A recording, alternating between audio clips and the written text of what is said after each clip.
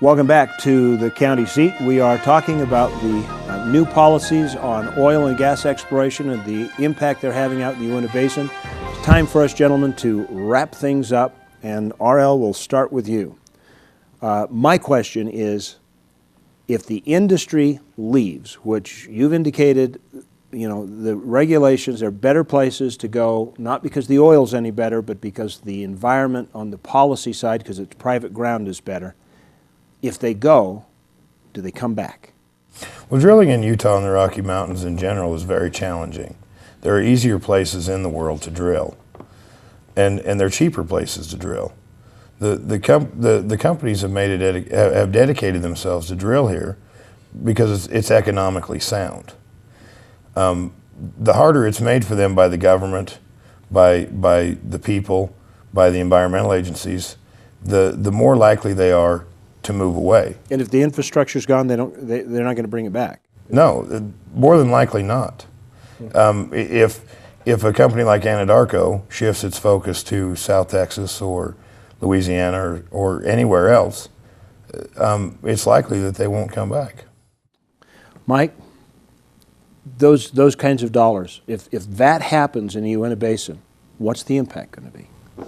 Well, this is a lot about jobs. It's a lot about economy. In 2009, just with the cancellation of 77 leases in Uintah County, we lost 3,300 jobs. I believe Duschesne County lost about 1,100 jobs.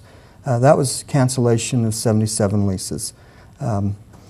We were in a meeting earlier today. It was my understanding that investment, we've lost about $800 million in the last couple of years in investment that would have been here if we just had, you know, policy and regulation that allowed us to do so. So it is huge to the state of Utah. It's huge to our school children. It's about jobs and economy. Isn't it also, though, really about energy independence for the United States? Absolutely. And you know, the other thing is when we talk about natural gas, because in Uintah County, a lot of this is natural gas, clean, affordable natural gas. Okay. Kent, you're chomping at the bit on something here, and you've got some final comments. Well, my comments would be that I feel as a local government leader that we've been totally discarded from our input. The RMP, or the resource management process that we went through as counties over the last 7 years, we took a lot of ownership in, and we had spent a lot of time on those resource management plans.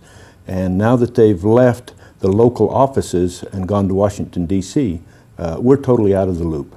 They're not talking to us, and so we've been totally discarded or thrown under the bus, or whatever you may want to call it, because our opinion doesn't count anymore, evidently. Okay, gentlemen, I think there's more to discuss here, and so if you don't mind staying through the break, viewers, you can come back and watch the extended conversation on our website, which is thecountyseat.tv, and just go to this episode and we'll have an extended conversation available online. Thank you for joining us. We'll see you next week on The County Seat.